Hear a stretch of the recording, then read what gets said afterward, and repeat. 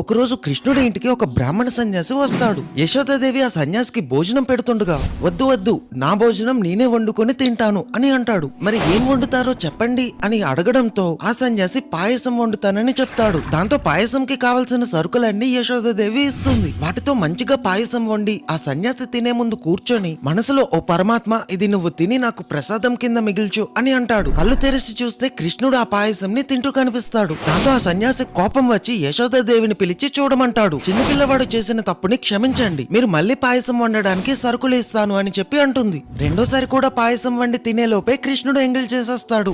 ఇంకా ఆ సన్యాసి చాలా కోపంతో మీ ఇంట్లో నేను తినను అని చెప్పి వెళ్ళిపోతాడు. అతిథి భోజనం నువ్వెందుకు తిన్నావు కృష్ణ అని యశోదాదేవి అడిగితే, నా తప్పేమీ లేదమ్మా, తనే నన్ను పిలిచి మరీ తినమని చెప్పాడు అని అంటాడు. ఇంతలో వెళ్లిపోయిన ఆ సన్యాసి తప్పు తెలుసుకుని తిరిగి వచ్చి కృష్ణుణ్ణి క్షమించమని అడిగి ఆ ఎంగిలి చేసిన పాయసాన్ని ప్రసాదంలా తింటాడు. అందరూ చెప్పండి హరే కృష్ణ.